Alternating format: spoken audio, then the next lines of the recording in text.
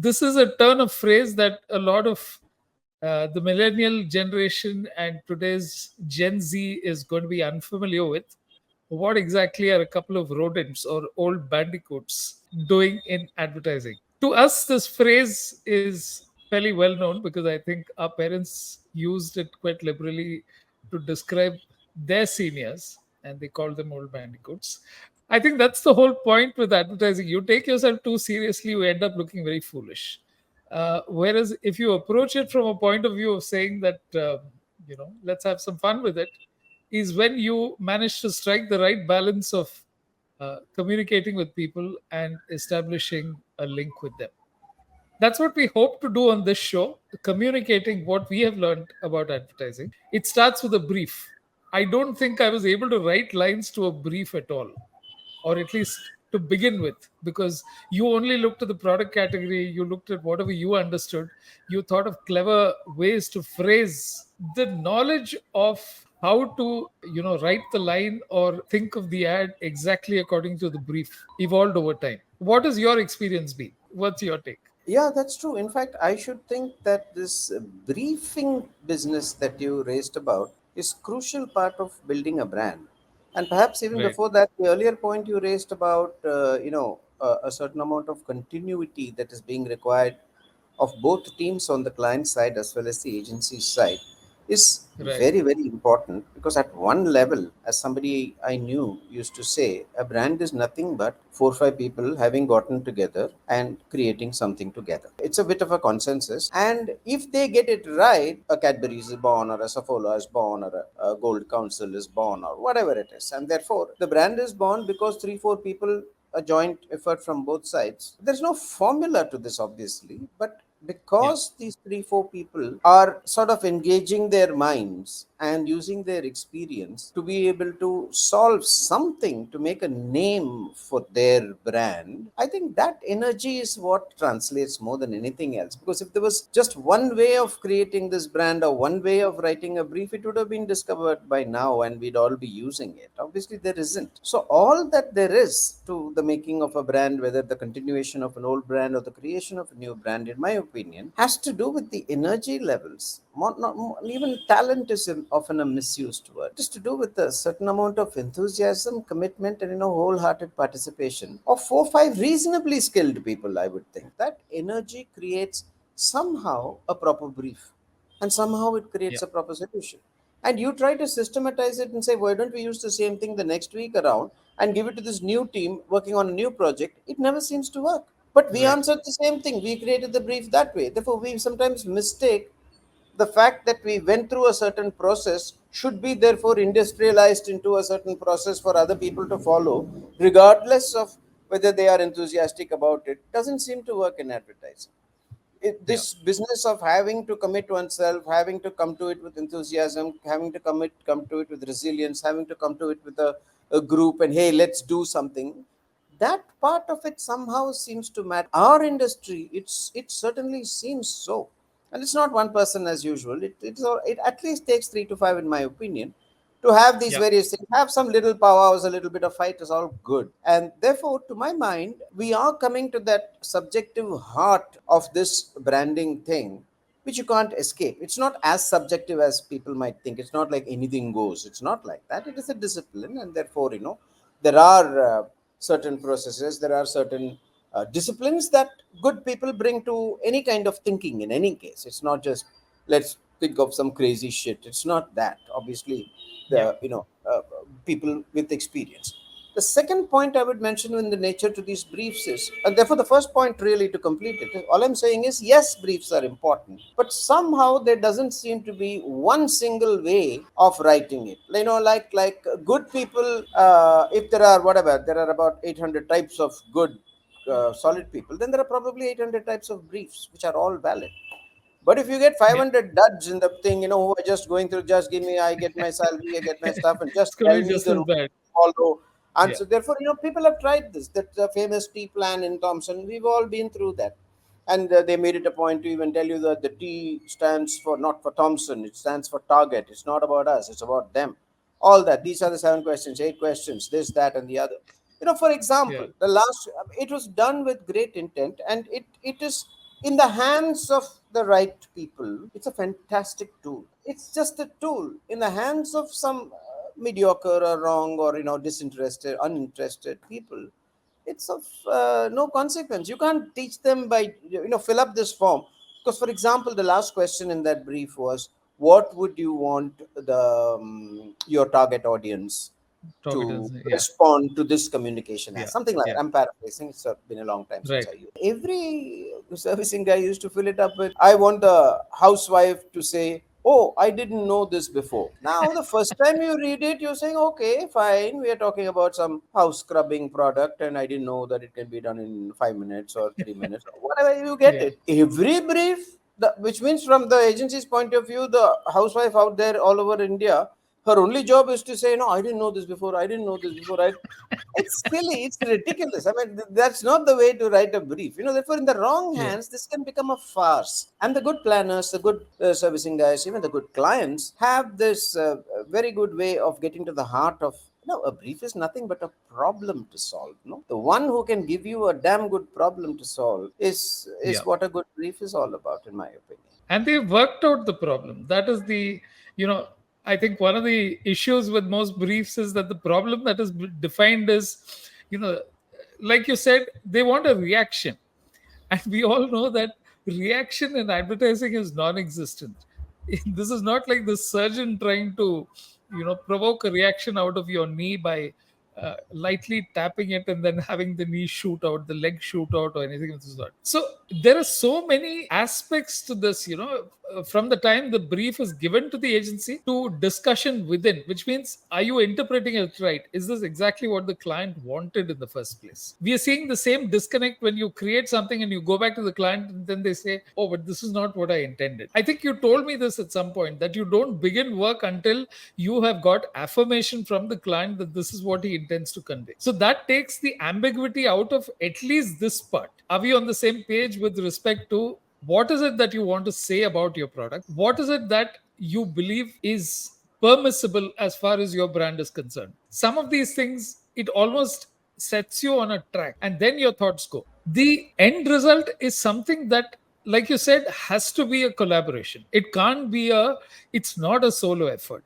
It can't be a solo effort, which is why I think the best teams are those where there is tremendous trust built between the client and the agency, where the client respects the agency's capabilities and the agency respects the client's ability to move things in the market, because there are so many things a client has to do in the market. I wonder if in agencies we have a self-inflated view of the importance of the work we do, and I think at times that has to be grounded to say that yes, creative is important. It cuts through, but in today's world, it's become harder and harder to step out of, to even get the attention of people. And at that point, what is it? The only thing that gets attention is you are solving a problem that the consumer wants solved, not necessarily what the client wants solved. Because, if you're brand number 46 in soaps, what do you say which is new? We've moved long past those basic needs in. No, we have. In fact, even by the 90s and probably the early 2000s, most of the products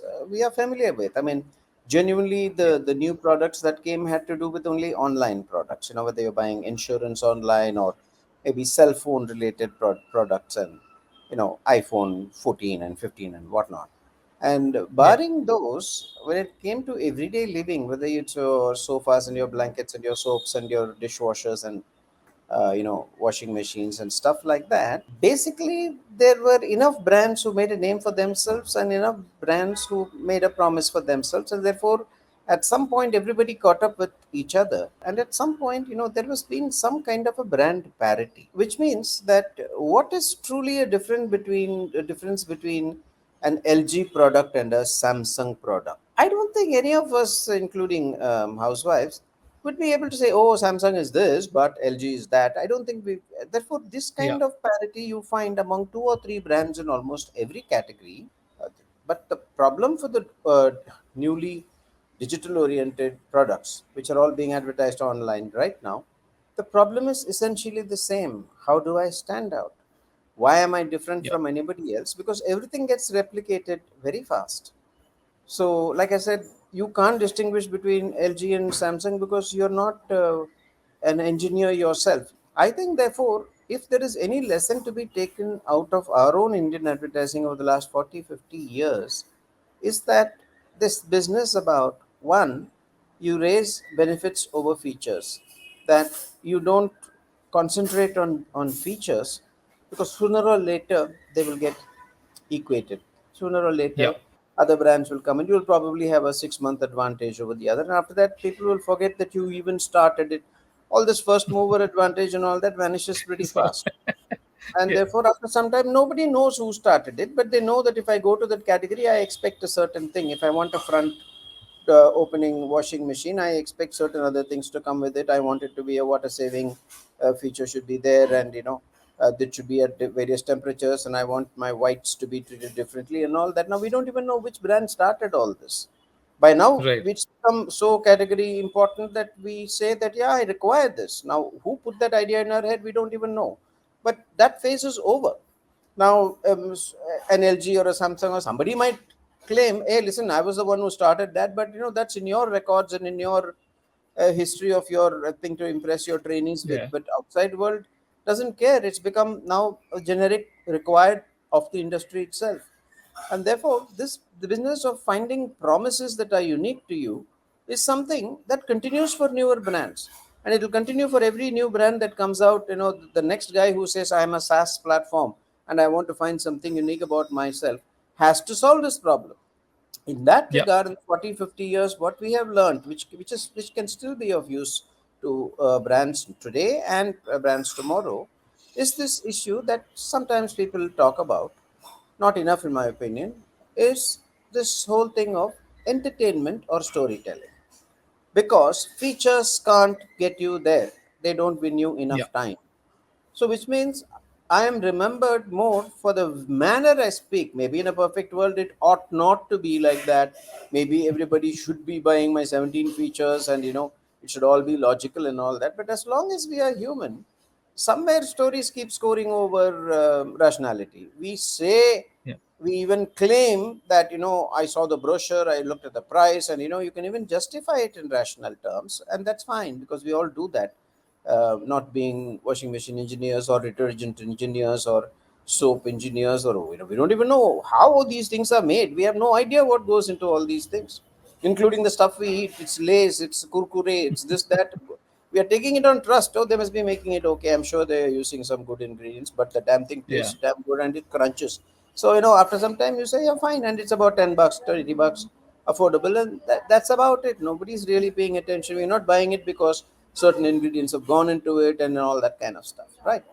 So, which means the stories we choose to tell, that we say that somewhere behind thumbs up is a series of heroic achievements kind of stuff. Whether you like it or not, that story has gone inside the head, and therefore that is associated Yeah. with a strong kind of a brand, and it sort of matches that strength of that drink or something.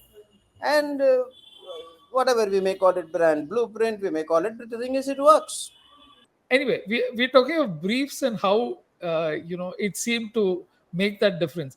Is there any brief that you remember that you got from a client which is particularly illuminating, or you understood that this guy's put in the effort, and I think that there is something that can be made of this? One memorable thing that happened was when I was working on Platinum Guild, and it was just me and the CEO on the other side, and we were just chatting because our minds were filled with, where does platinum fit in an Indian context? Gold, everybody knows, whether whichever Right. part of India you're from, especially if you're getting married the Rajasthani way or Punjabi way or Bengali way, the Karnataka way, the Malayali way, you can't have an Indian marriage, whichever religion you belong to, without gold.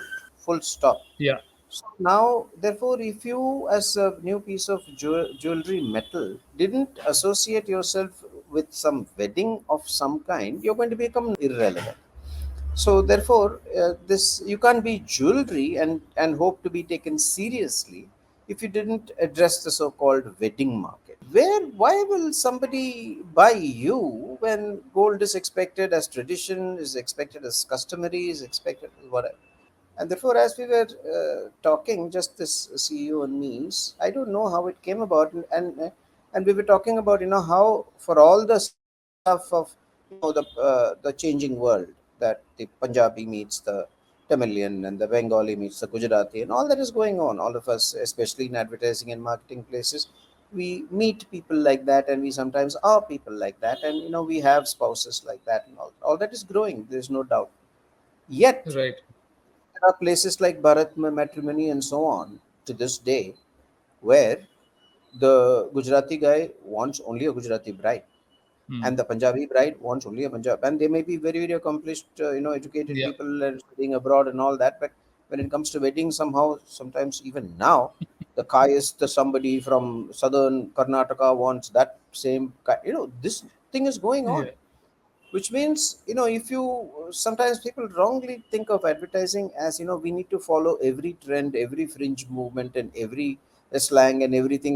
That may be true of chewing gum and certain other categories, but a lot of good advertising is built on the things that don't change, and therefore or that change relatively slowly over a long period of time.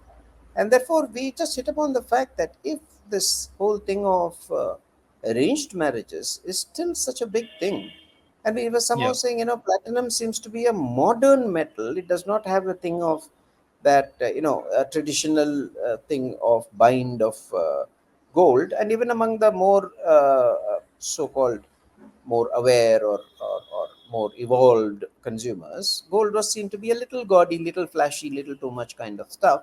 Platinum had that urbanity to it. It had its all that. So somewhere we hit upon this thing that I think I said something like, in most parts of the world, people fall in love first and then they get married. And whereas in India, most likely they get married first, certainly, almost First and certain, then and follow.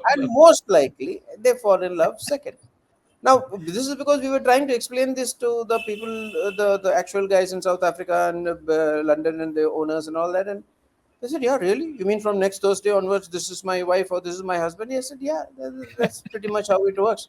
For a class of Japanese college students, I was talking about the same marriage thing, and I talked to Feraba and arranged marriage part, and they wanted it's so normal to us that we don't think about it in the context of there should be long-standing courtships and stuff like that. To them, it blows their mind.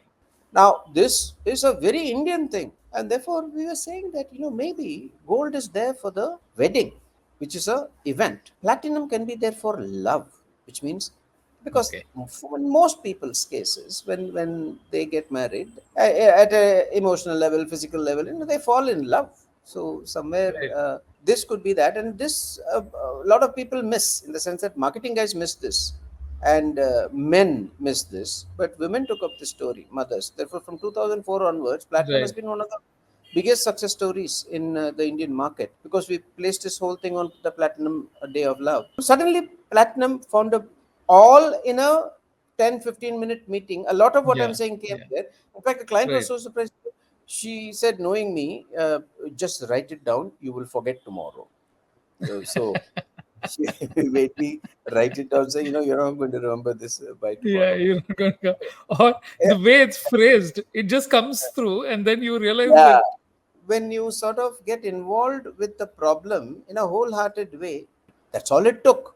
So I'm just yeah, saying, which is why it's very difficult to make rules or formulae out of something like this. your description touched off something that unconsciously or subconsciously we begin to build. That is the client relationships. You get to know what the client is like, and over time, their likes and dislikes in terms of their own persona, how they make decisions is revealed. And Yeah, subconsciously, you're working to ensure that this is not something that goes completely away from what their values are.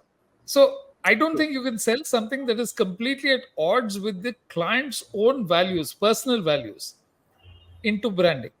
Because sometimes you say that why can't they get something like that? No, they can't. It's not within the realm of. So it's best that you understand what is it that there is a set of rules that need to be followed, and the amount of observations that you need to make.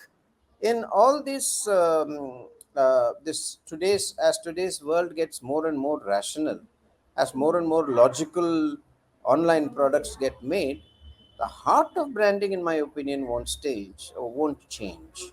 The heart of Yeah. branding won't change. So, which means that central bit of branding, which is what those five people from both the sides are trying to crack, is not about how to bring out this feature or how to do that promise. All that is important, but how to make a story out of it, how to make something Yes. memorable. I mean, if Something memorable out of it. Yeah. yeah, how something memorable out of it.